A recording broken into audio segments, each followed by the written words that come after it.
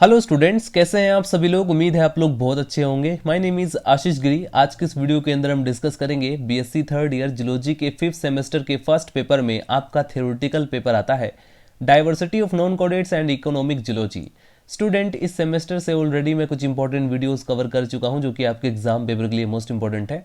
तो अगर आप उन वीडियोस को देखना चाहते हैं तो इसी वीडियो के डिस्क्रिप्शन बॉक्स में आपको एक लिंक मिलेगा। जैसे ही आप उस लिंक पर क्लिक करेंगे आप डायरेक्ट उस प्लेलिस्ट तक पहुंच जाएंगे। स्टूडेंट, इस सेमेस्टर से हमने स्टार्ट किया था एक most important chapter phylum Porifera, जिसके जनरल कैरेक्टर और क्लासिफिकेशन को हम कवर कर चुके हैं। फाइलम पोरीफेरा के अंदर आपके जो सिलेबस है उसके अंदर मेंशन किया गया है साइकोन। इस मेंबर को आपको डीपली स्टडी करना है, इसकी सभी फिजियोलॉजिकल, इसकी स्ट्रक्चर के बारे में भी समझना है।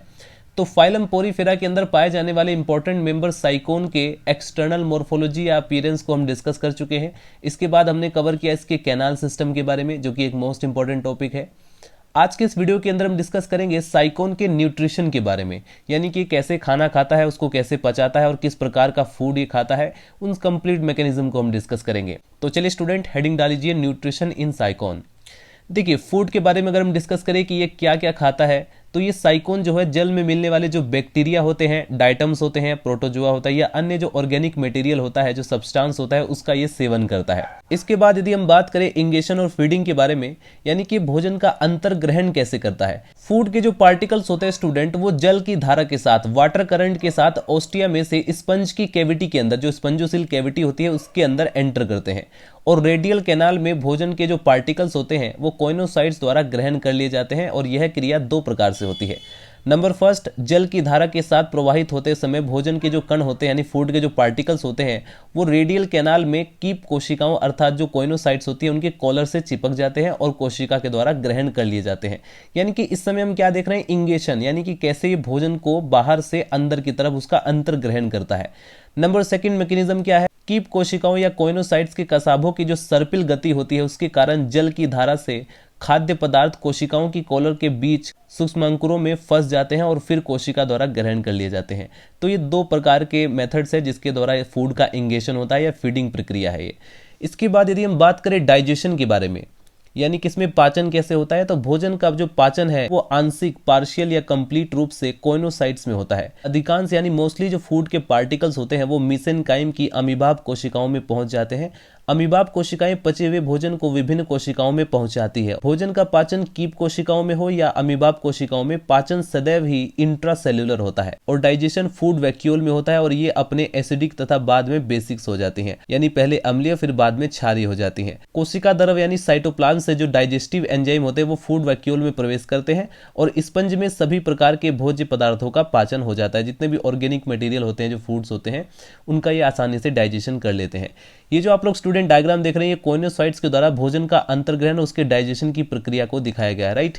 ये हमारा फ्लैजेलम है और यहाँ पर ये जो आप लोग पार्टिकल्स देख रहे हैं ये फूड का पार्टिकल है जो कि एंगल्फ किया जा रहा है कोइनोसाइट्स के द्वारा, ठीक है।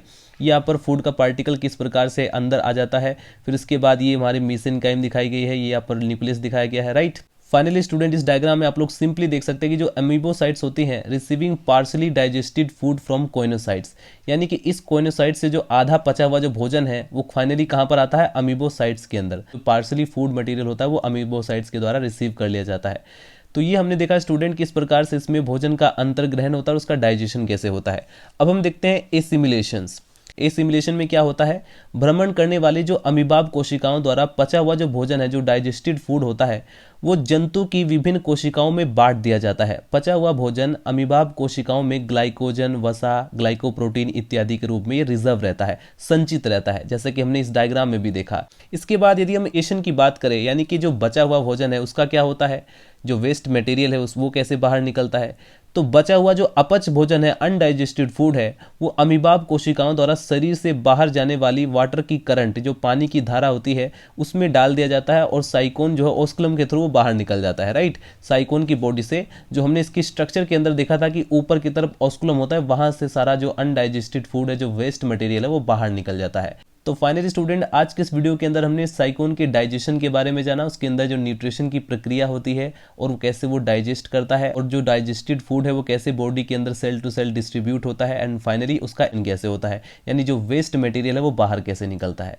नेक्स्ट वीडियो के अंदर हम डिस्कस करेंगे हिस्टोलॉजी ऑफ साइकोन। सभी टॉपिक्स कवर करेंगे स्टूडेंट, लेकिन फर्स्ट ऑफ ऑल जैसा कि आप लोगों के एग्जाम भी बहुत करीब है, तो ऐसे में जितने भी इंपॉर्टेंट टॉपिक है सबसे पहले मैं वो कवर करना चाहता हूँ। सो स्टूडेंट्स, मिलते हैं नेक्स्ट वीडियो में। Bye bye, Tata.